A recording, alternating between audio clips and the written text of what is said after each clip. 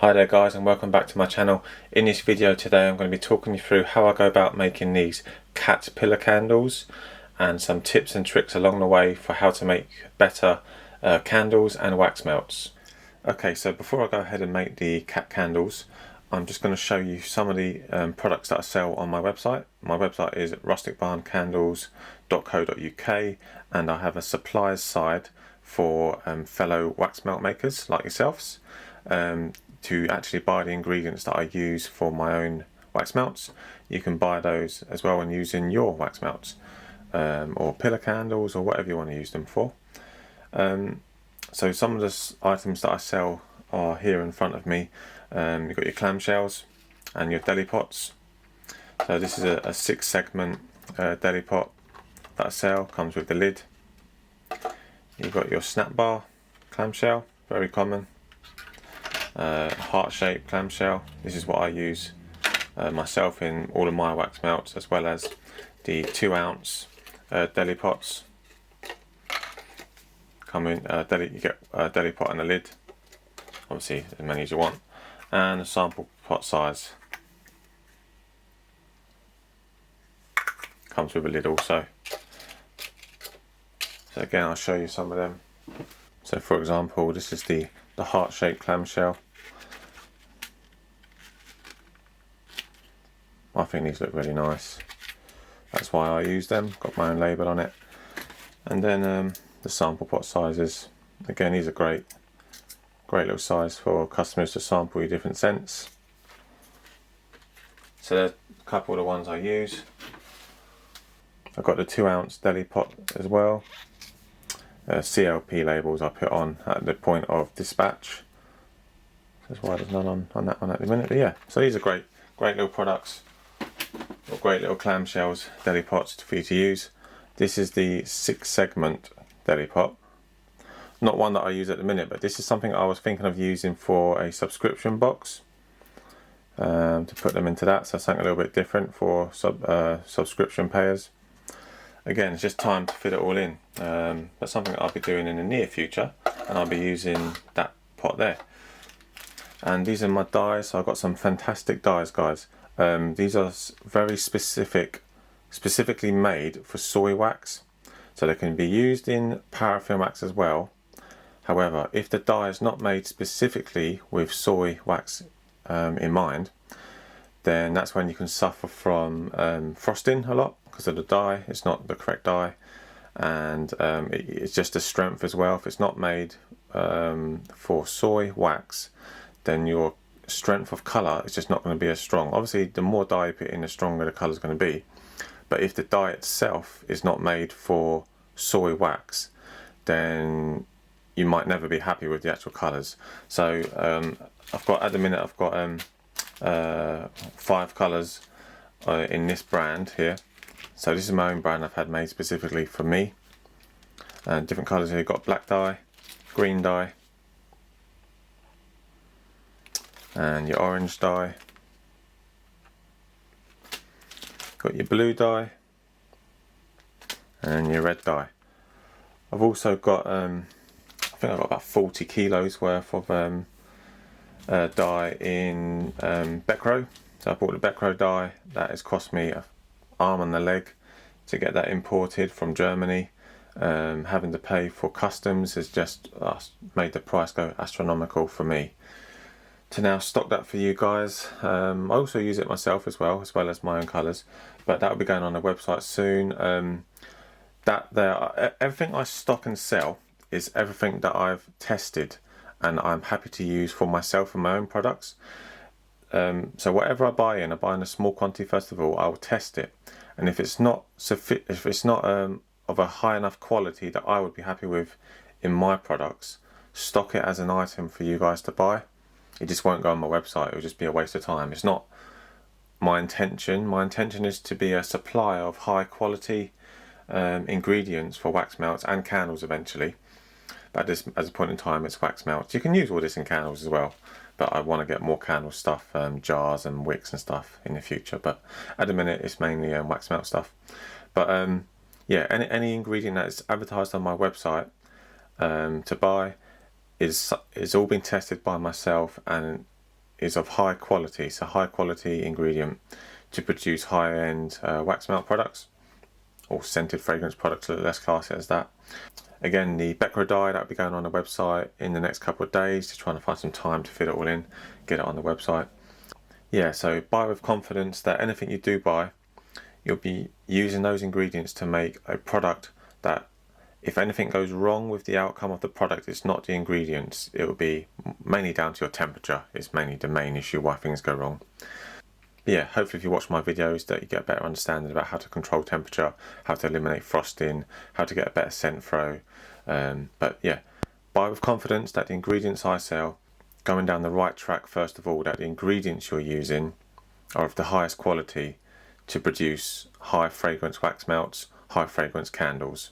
Guys, so in this video today I'm going to be making some cat candles. So these are some just small cat pillar candles.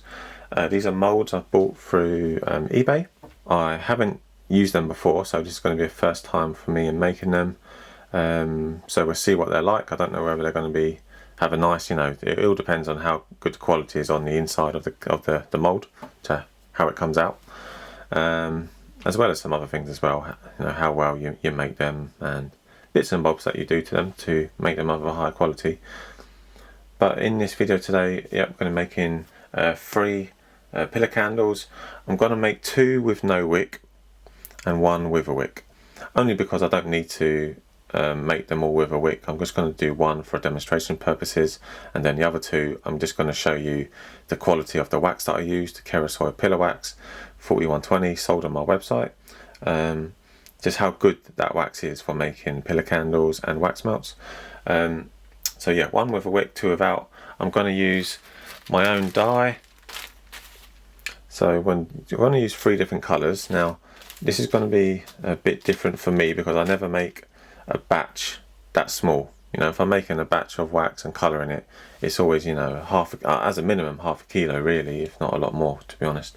But yeah, so we're going to put a very small amount of dye in.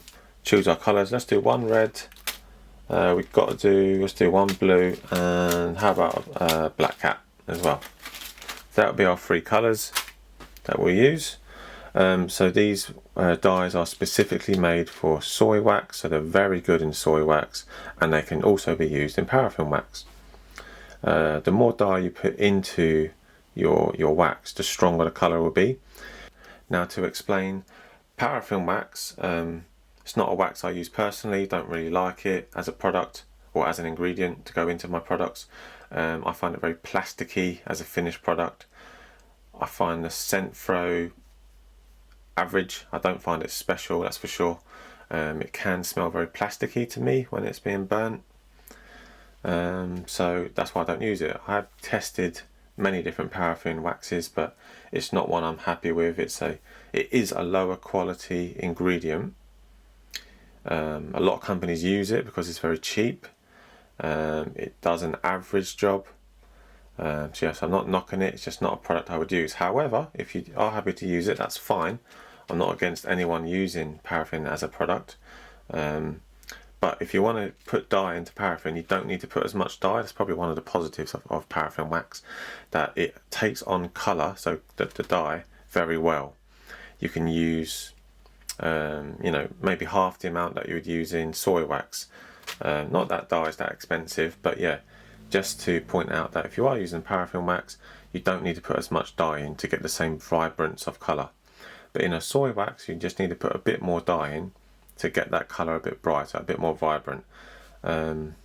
Just because it's a natural product, it takes in the dye a lot more, so you need to put more in there so it's a bit more fulfilled in the finished product. Hope that makes sense. I'm not going to scent them. Again, this is not a product I sell, it's just for demonstrations purposes of the video, but I'll talk you through scenting them as we do it. Obviously, it's just adding a fragrance oil to your liquid wax, but I'll talk you through how I'll do that and everything, but I'm not actually going to do it. There's no need for me personally to do it, but for demonstrations purposes I will talk you through it. So then these can be obviously fragranced pillar wax candles. Alright, so that's enough talking, let's get to making. Okay, so first things first, let's just pick one of them to put the wick in. We're set to a side, but this is the one we're going to put the wick in. Let's say we'll do it black, and then that's going to be our wicked one. So how I go about wicking it can be quite fiddly. I've tried it in, not that there's many ways I've thought of how to get the wick through. That can be a bit problematic at times, but this is how I find the best so far. Obviously just get a needle, or maybe not obviously, but yeah, I use a needle, sewing needle. Now I used to do a lot of fishing when I was younger, haven't got the time to go anymore sadly, but this is just a fishing line, so it's a braid. And what I do is, I'm sure I've used cotton before, but the problem is I find that this can break, whereas this is a lot stronger. It is a bit thicker, but it is not that thick really. Just feed that through the eye of the needle. Right, so that's just fed through the eye of the needle here, and now you push that through the base of your mould. So you're pushing that through the base. Try and get it right in the centre. Looks okay to me. Careful when you're pushing that through, because it doesn't go through easily. So I've just got a measuring spoon here. I'm just going to put it on the back of the needle so it doesn't dig into my hand, or on the eye of the needle, and push that through there. Right, get that all the way pushed down. So that there is as far as I can push that through. And I want to try and pull that on the other side. Be careful when you put your fingers in. So obviously there is a needle sticking at you. I'm going to grab a pair of pliers. Just got a pair of pliers, going to try and pull that through. When you're pulling it through, try and hold it and pull it as straight as possible. That sort of prevents the needle from breaking. I have done this with other moulds before, and the needle's broke when I've got it at the side. Anyway, that's come through easy enough. Right. So now I've got that fed through. I've got a spool of uncoated wick. So uncoated as in it's not coated in paraffin wax. If you're not aware, wicks come uncoated or coated. This is an uncoated one. When it's coated, it's just put into liquid wax, normally paraffin type of wax, and then your wick's got some.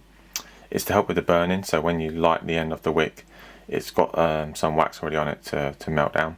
But what I tend to do is it's really only the top bit that you need when you go to light it. This is when you go to light it, you only need the top bit covered in paraffin, because obviously the rest of the wick is going to be submerged in the candle, so that's already got wax around it. So I just dip the end into some of your own liquid wax, then you've got a coated wick. That makes it easier to light, for you to light or for the customer. Anyway, so that's that. Now I've done this a few times before, and I normally tie a knot, but I'm going to try it this time a slightly different way by just looping it.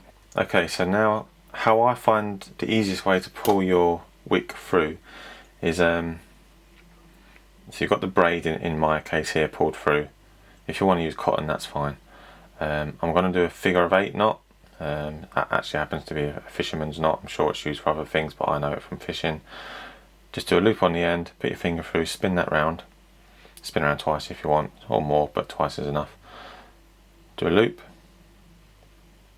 Take your tag end, or the top of your initial loop. Put that through your loop, pull, and basically that makes a figure of 8 here. But anyway, you don't need to know that. That's giving you a strong loop here on the end, like that. Hopefully that's coming out clear in the video. Thread your wick through. Leave plenty of slack so it doesn't come out of your loop when you're pulling it through, and then just pull through. So I'm hoping this will work. It's the first time I've tried it this way. I think it will be easier than having a knot on the end. There you go. So that's coming through now. You should be able to see that there. And obviously hold it there if you get better, easier to pull it. And your loose ends come through. don't need so much sticking out, so just pull that back down, and then yeah, that's it. So we've got that through. A lot easier to do it that way. So again, you only need a small bit on the end. So to show, this would be the top of your candle.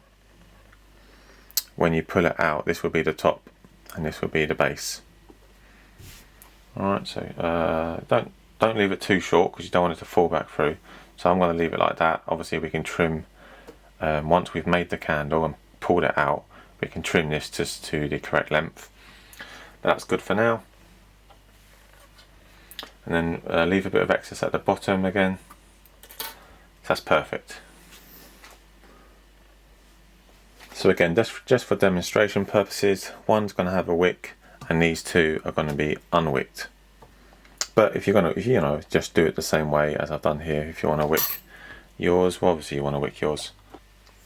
Okay, so for this candle, we're going to use the black dye. Again, you can get that from my website under the suppliers tab.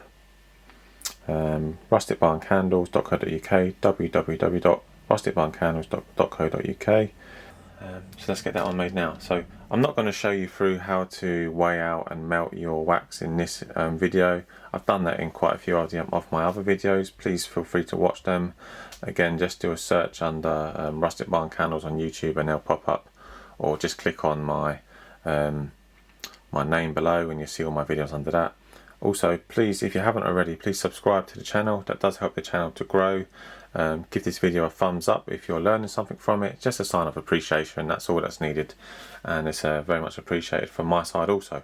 So thank you very much for doing that if you can, please. Okay, for melting your wax in relevantly small batches, let's class it as, I use a melting pot, a melting tin. So there's two sizes I've got here. I've got, mixing spoons, just a metal spoon, longer one for the larger one.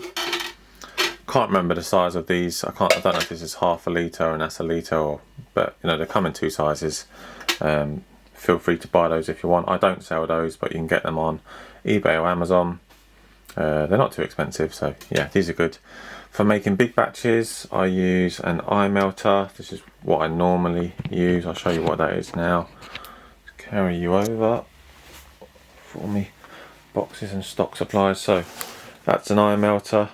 That I think we can call it industrial size. Obviously it's only on a small scale compared to what it can be, but yeah, that's an eye melter. Put your wax in top, set your temperature that you want it to melt to, and then yeah, open the nozzle and out it comes basically into containers and stuff. So the wax, the only wax that I stock at the minute, because it's the only wax I have 100% confidence in, is the Kerastoi Pillar Wax 4120.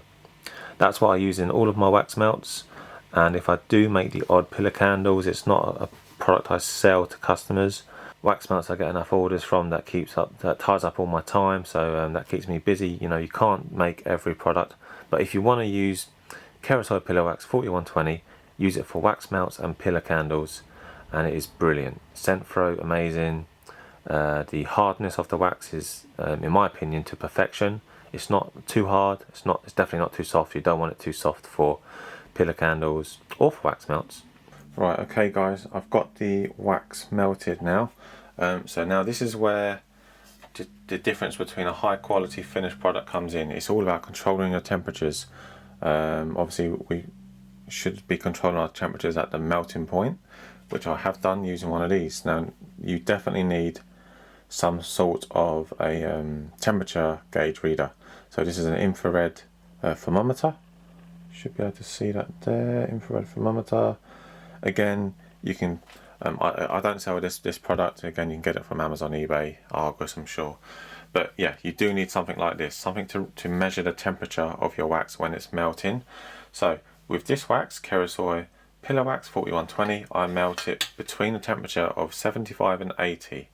I only say between because I melt it until all the bits are melted inside. It's all liquid form, and there's nothing left that's solid in there. And then read the temperature. You do not want it going above, if it gets to 81, 82, that's fine, it's not going to be spoiled, but you don't want it going really any higher.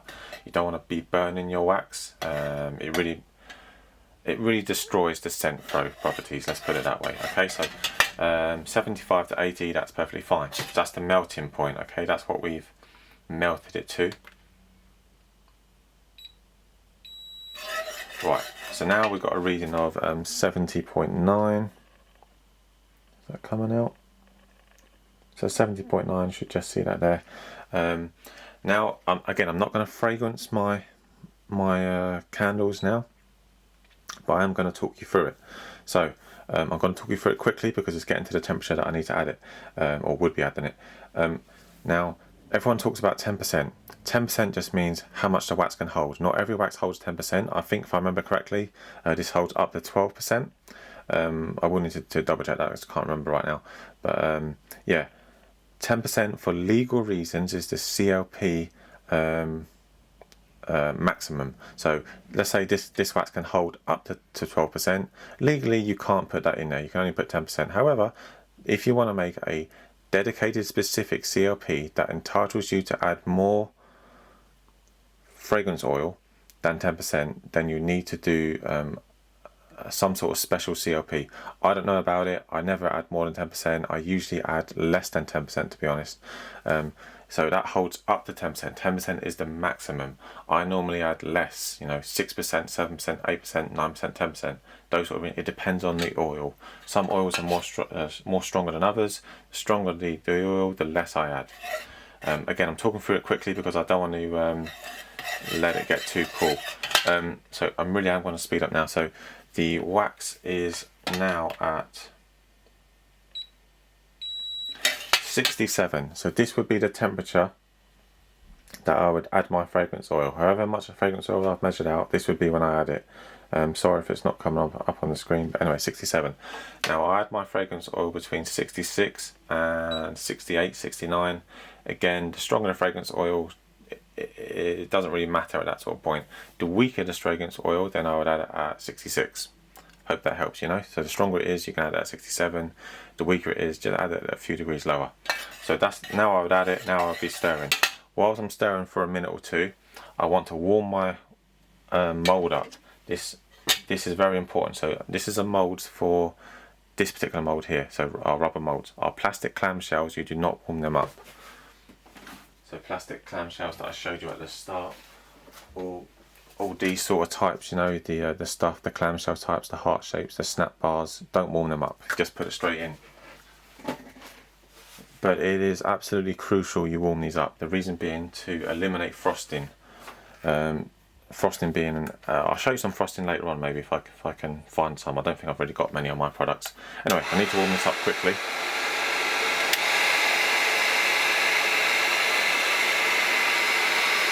So what I'm trying to warm up is the inside of the mould, the inside, where the wax is going to go.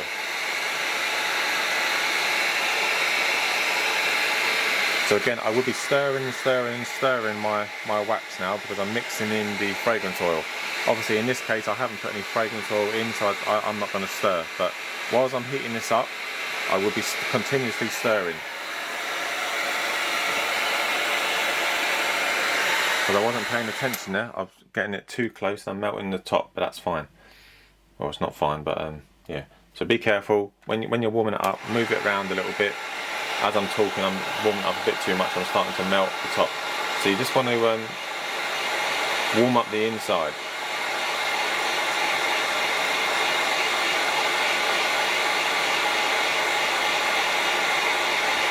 So now then, a lot of people would ask me now, what temperature do I pour at? I'm not too bothered about the temperature I pour at because I've already added my fragrance oil and I know that that's continuously cooling down after I put the fragrance oil in. So I'm not too concerned now. I know that's going to be probably around 60 or 58 degrees. Let's just test it. Obviously it might not be as low as that at the minute. There you go, it's 58 degrees right now.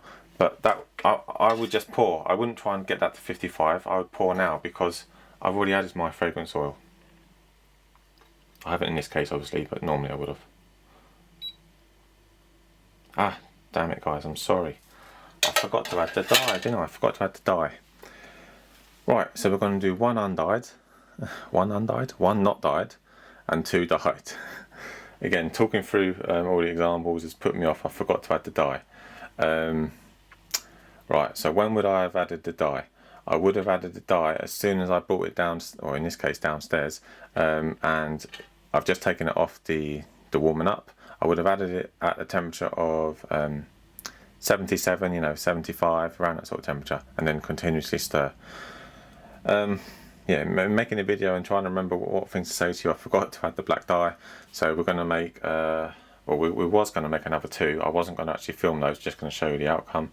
But I'll make another one, show you the outcome. One will be not dyed, in this case, there'll be this one with the wick.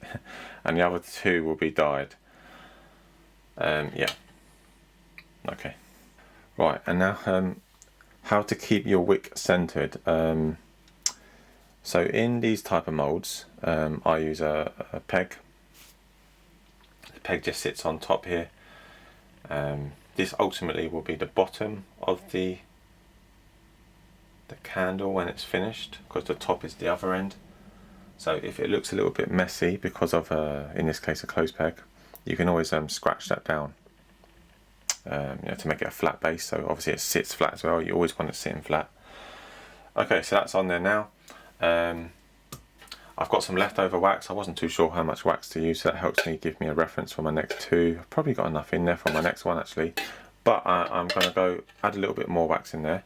I'm going to put it back on the temperature. You never want your wax to boil, so I nearly said boiled, and you never want your wax to boil because then you've burnt it, definitely. Yeah, so I'm going to put some more wax in there so that fills up that one. Yeah. And then we're going to remember to dye this one. Yeah, so let's do this one black, and then I won't record the next one, but I'll just show you the finished product in your last colour. Okay guys, this is the second batch of wax that I've just melted. I've just taken it off the temperature. It's now at 78, so I'm going to add your dye. This is when you add your dye straight away. So around a temperature of well, 78, 79, even 80, that's fine. Try and get it in as soon as possible. How much you add is all about testing. I don't really make them in this small batch, so for me it's an experiment as well. I've added one bit there. I'm going to stir and see how that looks. The darker the colour, the more dye you normally need to add. So far it's just looking very dark. So again, it's all about testing. I think I'm going to see how that comes out. When you add your dye, keep stirring.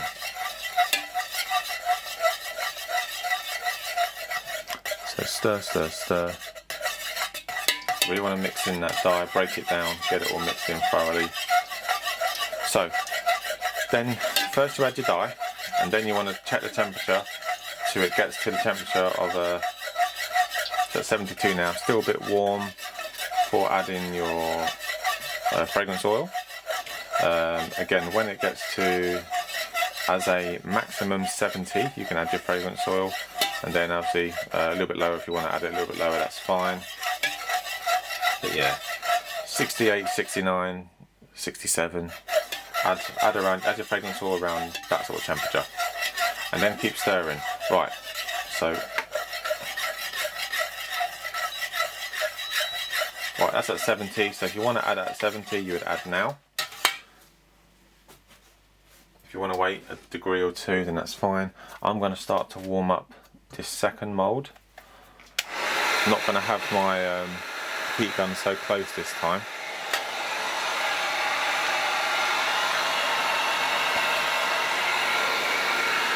Right, so I hope you can see that I'm just heating up this one, moving it around whilst still stirring. So obviously our fragrance oil, if we was adding fragrance oil, would now be added, and we're mixing that in as well. We're warming up the inside of this mould here. So I'm stirring. I'm trying not to stir too vigorously. I don't want to be putting air bubbles in there.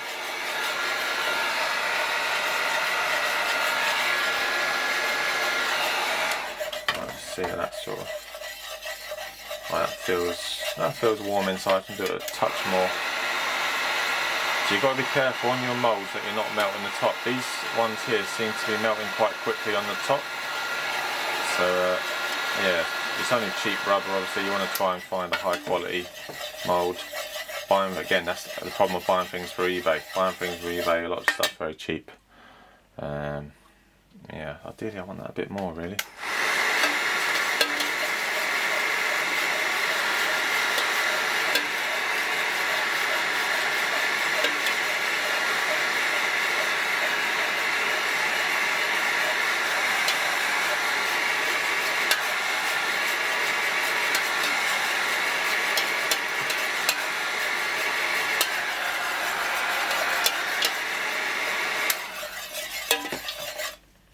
Right, so that's probably enough now.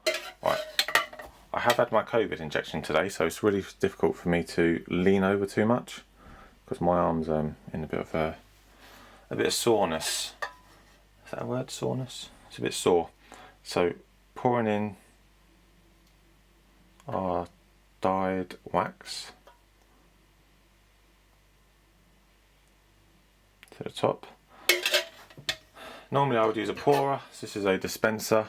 Fill that with your wax, and you obviously just push the button and that will come out in a more controlled manner. This is what I use for my wax melts. I'm only making one or a couple here, so I'm just pouring it by hand. Again, so I've used too much wax. What we're going to do is, well, we'll have to empty out that wax. Let's put that into a clamshell.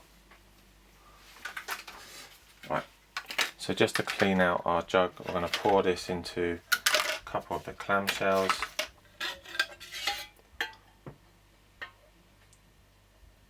Again, obviously, these are just not wasted products, just for demonstration, but I need to get it out of the jug so it's out of the way to make the next one. So I'm just pouring that into one of the heart shapes, the excess, so you can have a look at it, how it looks in there anyway, at the end. Okay. Right, now I'm going to make the last one off camera, and I'll do that in a green or blue colour or red. I can't remember what I said at the start, I'll check. And then I'll show you them once they are hardened and unmoulded, so taken out of the moulds. So this is the finished Caterpillar candles now. I've demoulded them, so that's taken them out of the taking them out of the moulds that they're in.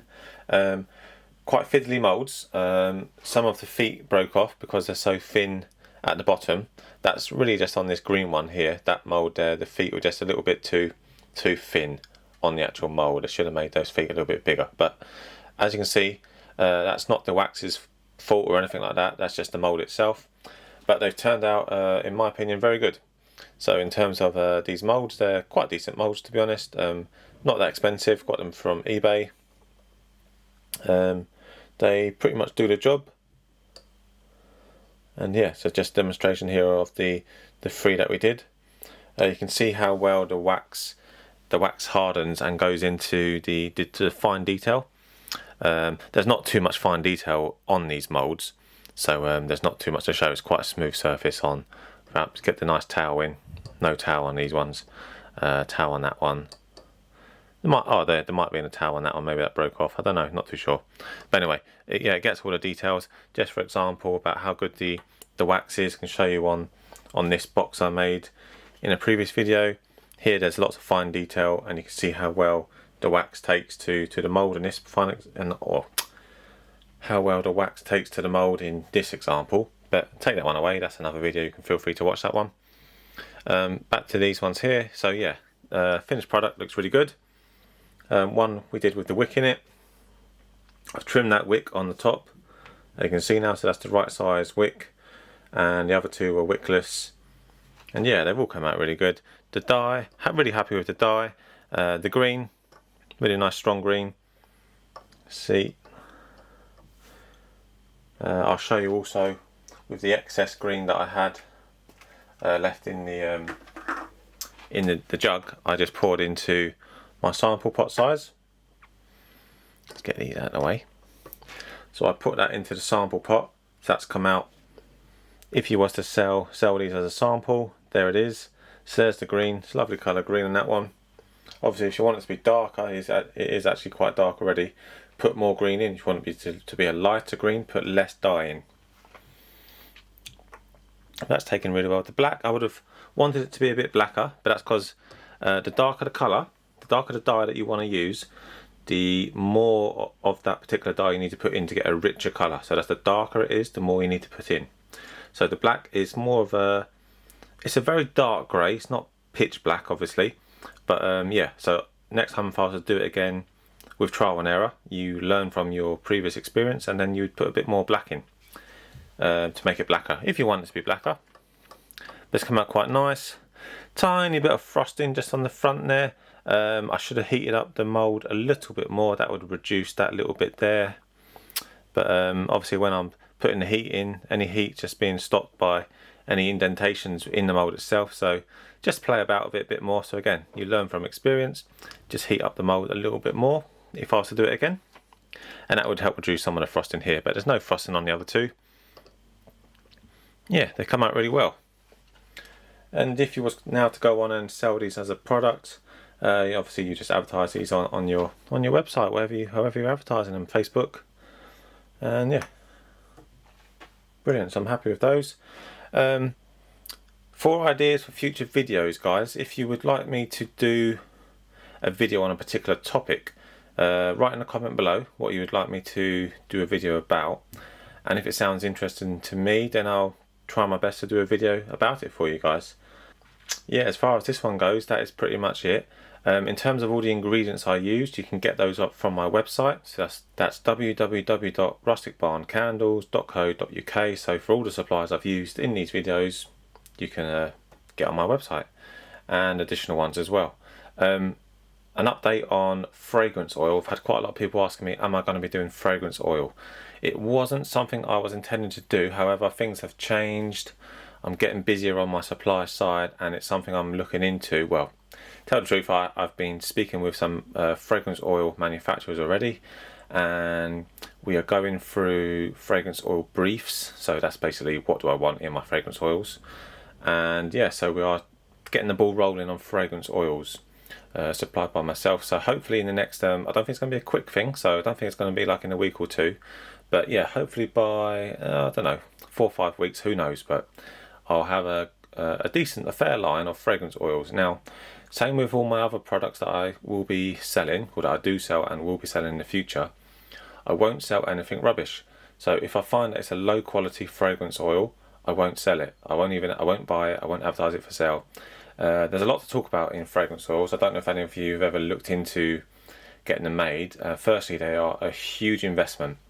Buying from the manufacturer, obviously there's a minimum quantity, and the most expensive ingredient in your wax products, candles, or whatever it might be, wax melts, is the oil. The oil is the most expensive, so to stock it as a stockist, you need to buy obviously a huge supply in terms of the minimum order quantities.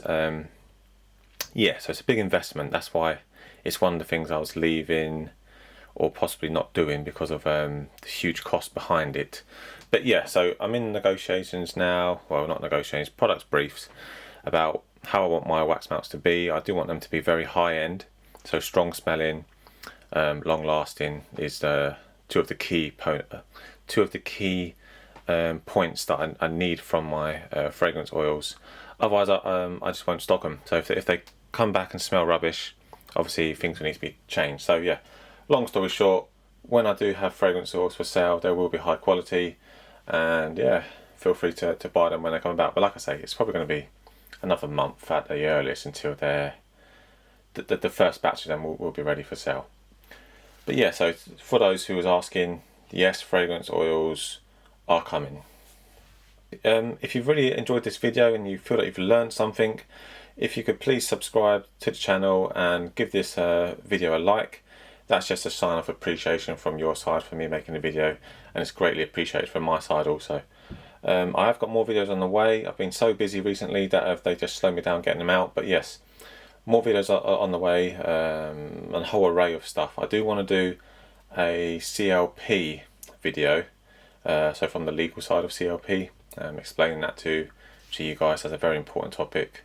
So there will be one of those coming at some point, hopefully in the next couple of weeks really for that one. And then yeah, and loads of other ones. So subscribe to the channel, then you'll be updated when these other videos come out as well. Okay guys, thanks for watching and catch you in the next one. Bye bye.